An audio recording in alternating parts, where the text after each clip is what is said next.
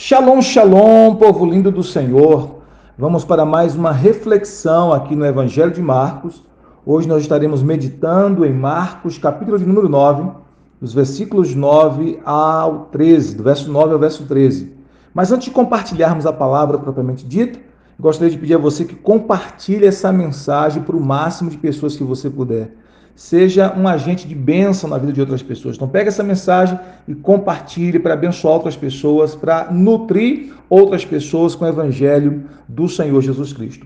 Capítulo 9 de Marcos. Marcos, capítulo 9, versículo 9 até o versículo 13.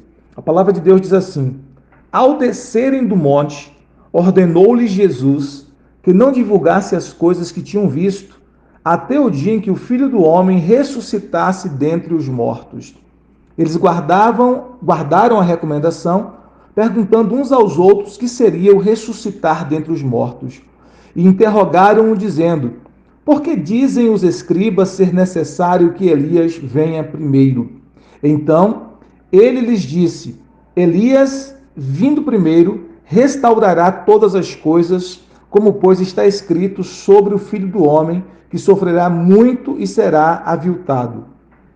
Eu, porém, vos digo que Elias já veio, e fizeram com ele tudo o que quiseram, como a seu respeito está escrito. Texto precioso da palavra de Deus, com muita revelação da palavra para transformar e abençoar a nossa vida. O texto começa nos dizendo, no versículo 9, que ao descer do monte, ou seja, Jesus com seus discípulos desceram do monte. Que monte é esse? O Monte da Transfiguração, onde ele se transfigurou diante de seus discípulos, seus 3 discípulos, né? E onde apareceu para ele Moisés e Elias falando com Jesus a respeito da sua morte, do seu sacrifício, da sua entrega na cruz para a nossa salvação.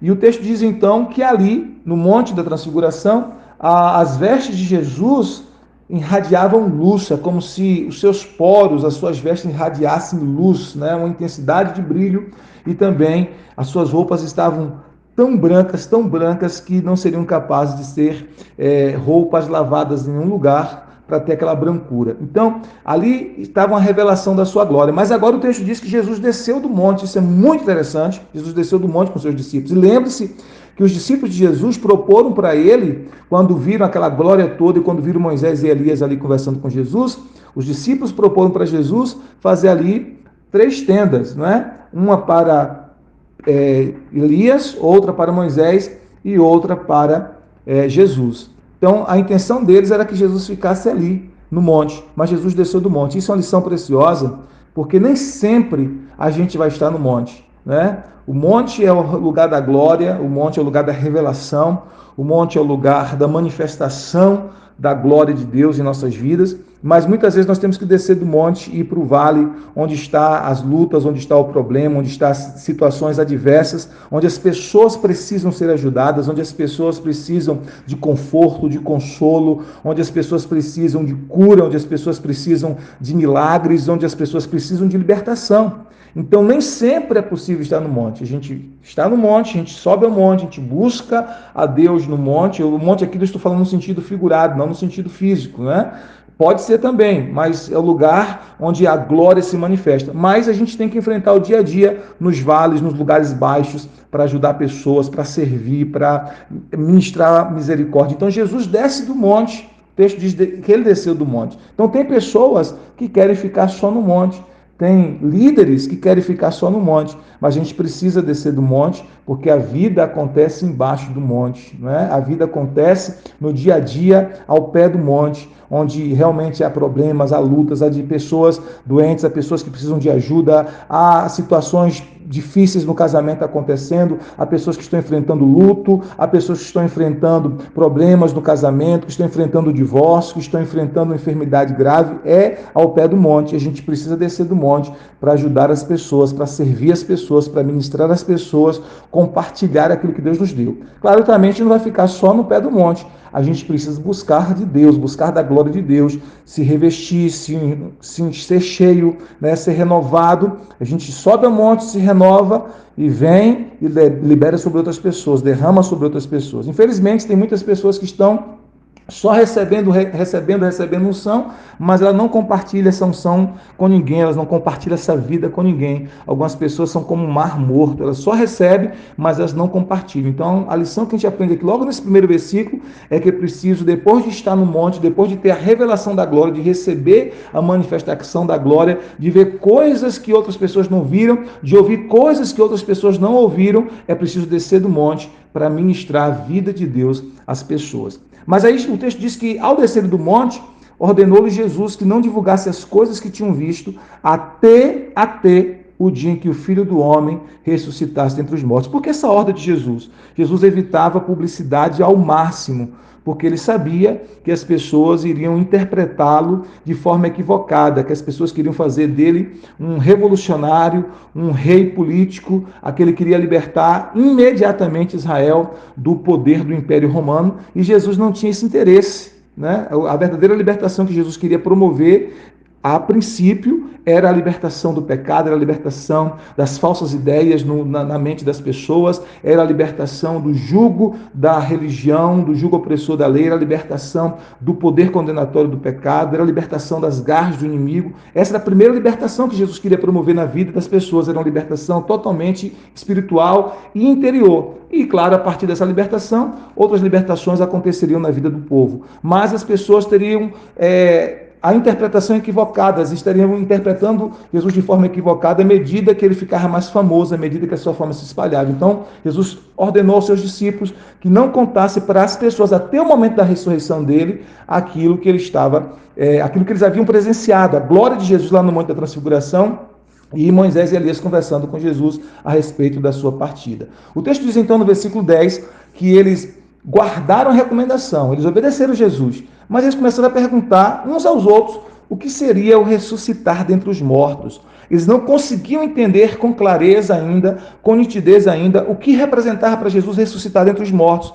Os judeus já tinham uma ideia clara da ressurreição final, onde todos os justos iriam ressuscitar, não é? Eles tinham essa ideia da ressurreição no final dos tempos, mas eles não entendiam que a ressurreição, no caso de Jesus, não aconteceria no final dos tempos, que Jesus, na verdade, é a primícia dos que dormem, ou seja, ele seria o primeiro a ressuscitar para nunca mais morrer. Eles não conseguiam entender isso, não é, a respeito dessa ressurreição que Jesus estava falando. E é bem interessante, porque embora os discípulos estavam caminhando com Jesus e ouvindo com Jesus o tempo todo, ouvindo de Jesus o tempo todo, a mente deles, o coração deles ainda estava endurecido para entender certas realidades espirituais.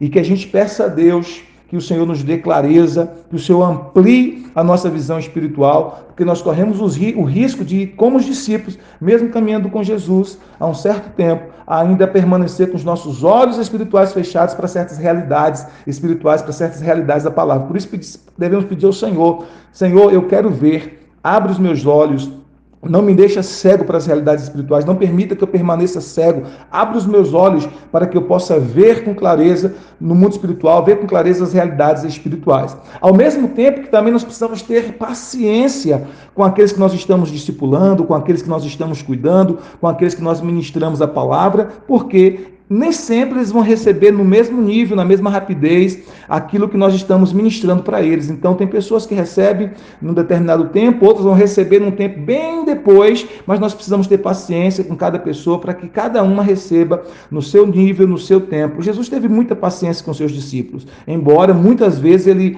exortou seus discípulos com firmeza, ele encorajou seus discípulos a sair daquele estado de cegueira espiritual, de lentidão em aprender, de lentidão em reconhecer as coisas do Espírito, mas ele teve muita paciência com seus discípulos. E nós também precisamos ter paciência com aqueles que nós estamos ministrando, com aqueles que nós estamos ensinando, com aqueles que nós estamos cuidando, porque nem sempre eles vão receber com a mesma rapidez, com a mesma clareza e no mesmo tempo que nós recebemos ou no mesmo tempo que outros discípulos recebem. Então precisamos ter paciência com aqueles que nós estamos investindo do Evangelho.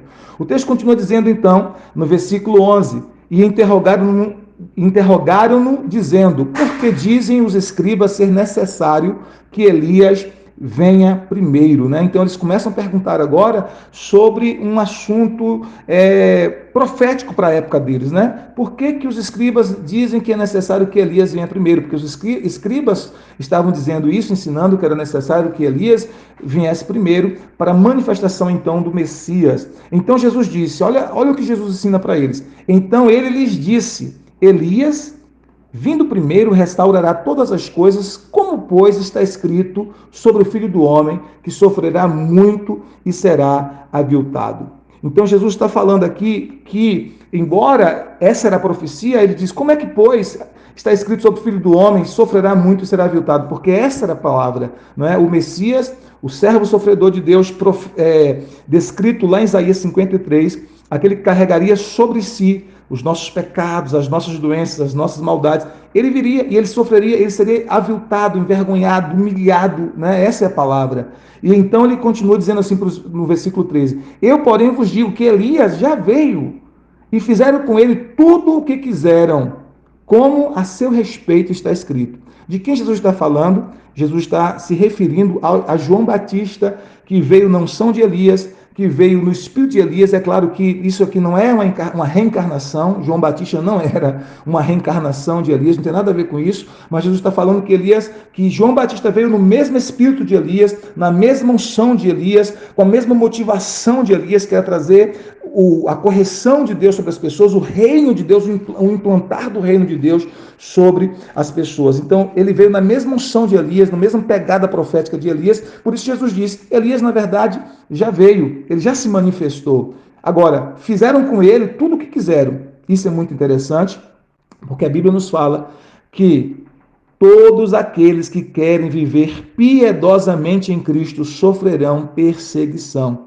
E João Batista, que veio no espírito profético de Elias, que veio na unção de Elias para trazer o reino de Deus, ele sofreu perseguição extrema até o ponto de ter a sua cabeça decapitada, não é? Porque uma mulher má em uma festa profana, em uma festa de orgia, ela exigiu que o rei Herodes cortasse a cabeça de João Batista. Ele foi perseguido até o ponto de perder a sua vida. Então, nós precisamos entender o seguinte: todos os que querem viver piedosamente em Cristo padecerão perseguição, padecerão algum tipo de oposição. Se você quer viver para Deus, se você quer viver para a glória de Deus, se você quer viver uma vida piedosa em Cristo Jesus, se você quer abençoar pessoas, se você quer servir no reino de Deus, você tem que estar preparado para sofrer oposição, perseguição, retaliação. Por quê? Porque é isso que acontece com todos aqueles que querem viver piedosamente em Cristo. Não espere aplausos, não espere ser ovacionado pelas pessoas, não espere ser ovacionado pelo mundo. Pelo contrário, o mundo odeia aqueles que querem viver piedosamente em Cristo. Porque antes de nos odiar, odiou a Cristo. O mundo odeia e persegue aqueles que querem viver uma vida justa em Cristo, aqueles que querem ser luz, aqueles que querem ser instrumentos de Deus para trazer pessoas a Cristo. Então, se você deseja viver uma vida piedosa em Cristo, saiba de uma coisa: você tem que estar preparado para oposições, para perseguições, para adversidades. Mas há uma recompensa para aqueles que desejam viver assim.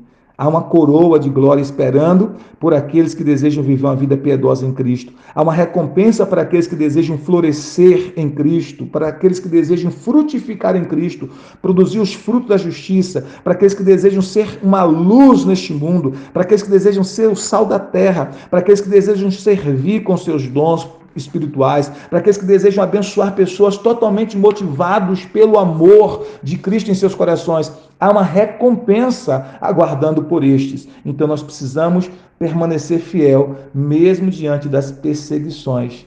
Estava no monte, desceu para o vale, agora no vale sirva pessoas, abençoe, cuide, pregue o evangelho, ganhe almas, cuide de pessoas, sirva com seus dons espirituais, mas não espere aplausos ou recompensas humanas, não espere ser ovacionado pelas pessoas. Se vier perseguições, permaneça firme. Se vier provações, permaneça firme, sabendo que a sua recompensa vem do Senhor. Como diz as Sagradas Escrituras, Deus é fiel, Ele não se esquecerá do vosso trabalho, há recompensa para o seu trabalho no Senhor. Se não for aqui, com certeza haverá na eternidade. Mas mesmo aqui, há muitas recompensas para aqueles que servem ao Senhor com alegria, para aqueles que são bênção nas mãos do Senhor. Deus te abençoe, permaneça firme, não desista.